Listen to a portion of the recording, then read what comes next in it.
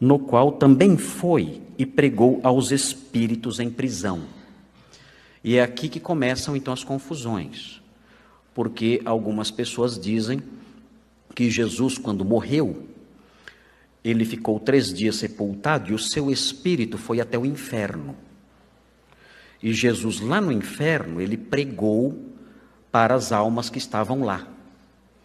E essas almas, então, ouviram a pregação, e foi uma pregação evangelística, e lá nessa pregação evangelística, ele fez um apelo, cantaram talvez algum hino, vem já, e quem estava no inferno, houve uma conversão em massa, é claro.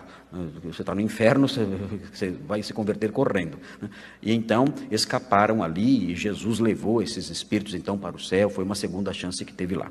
Outros entendem que talvez uma espécie de purgatório aqui, enfim, para salvar esses espíritos aí. Mas esse texto é usado geralmente para dizer que Jesus desceu ao Hades. Essa é uma grande confusão que existe,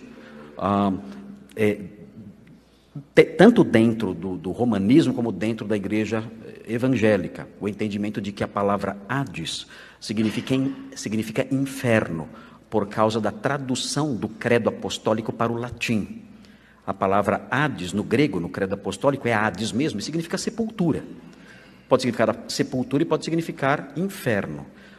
Quando traduziram para o latim, traduziram como inferno, descendit ad inferna.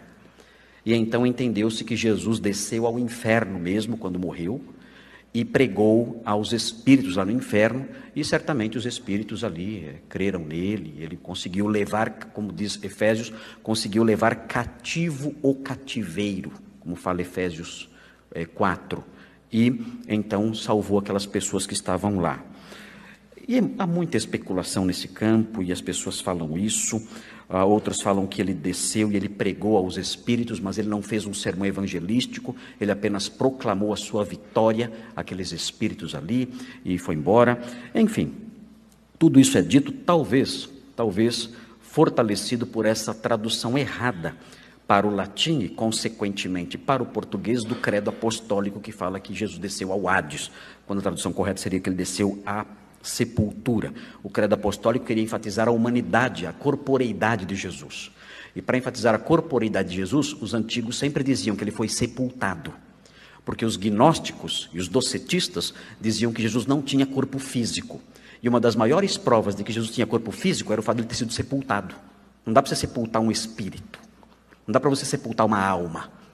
Então, quando eles diziam ele morreu e foi sepultado, como Paulo faz em 1 Coríntios 15, e como o credo apostólico faz também, dizendo que ele morreu e foi sepultado, e desceu à sepultura, a ênfase é na corporeidade de Jesus.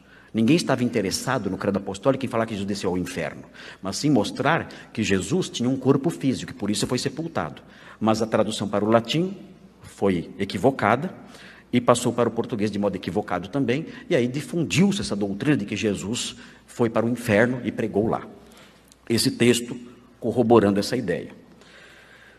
Mas vejam a sequência, no qual também foi e pregou aos espíritos em prisão, os quais noutro tempo foram desobedientes, quando a longanimidade de Deus aguardava nos dias de Noé, enquanto se preparava a arca, na qual poucos, a saber, 8 pessoas, foram salvos através da água, a qual, figurando o batismo, agora também vos salva, não sendo a remoção da imundícia da carne, mas a indagação de uma boa consciência para com Deus, por meio da ressurreição de Jesus Cristo, o qual, depois de ir para o céu, está à destra de Deus, ficando-lhe subordinados anjos e potestades e poderes.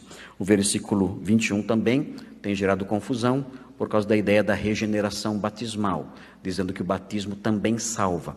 Nós dizemos para os irmãos que o batismo não tem potencial salvífico. O batismo não salva a pessoa é salva pela fé somente, pela fé em Jesus. Alguém pode ser batizado e não ser salvo, que o batismo não tem o poder de salvar, não é um adicional à fé para que a pessoa seja salva. O exemplo clássico é o exemplo do ladrão que morreu ali na cruz ao lado de Jesus, que creu em Jesus e foi salvo naquele mesmo dia, foi ao paraíso naquele mesmo dia, foi levado ao céu naquele mesmo dia e nunca foi batizado. Então, existe aqui, no versículo 21, também um outro nozinho que as pessoas precisam desatar para compreender melhor esse versículo. Bem, quando nós olhamos o versículo 19, que é o versículo que trata dessa questão de Jesus descer ao inferno, na realidade, esse versículo não fala que Jesus desceu ao inferno, não é esse o objetivo desse versículo. Esse versículo diz apenas o seguinte, observem, Jesus, nos dias de Noé, nos tempos de Noé, Jesus ainda não encarnado, mas sim em espírito, ele pregou àqueles homens. Ele atuou na pregação àqueles homens dos dias de Noé. Isso aqui corrobora uma teologia da pregação, de que quando Noé pregava, o Espírito de Deus estava atuando através dele. Que quando os profetas do Antigo Testamento pregavam, o Espírito de Cristo que neles estava, como diz Pedro, falava através deles. Então, o que nós temos aqui é o Espírito de Jesus pregando nos dias de Noé, através de Noé, que era um pregador de justiça. E aí alguém diz, mas por que o texto fala que ele pregou aos espíritos em prisão?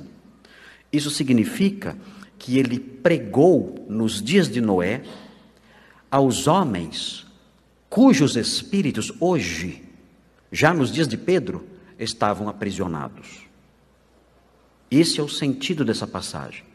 Pedro está dizendo, nos dias de Noé, Cristo, através de Noé, habitando em Noé, pregou aos homens daqueles dias que foram desobedientes e que não entraram na arca.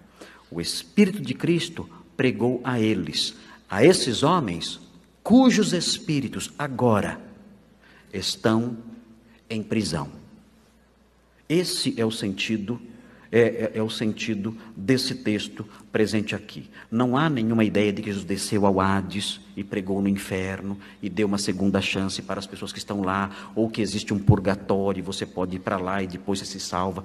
Nada disso é contemplado aqui nesse trecho. O que nós temos aqui é o fundamento de uma teologia da pregação, que mostra que enquanto alguém prega a palavra de Deus, o Espírito de Cristo fala através dessa pessoa.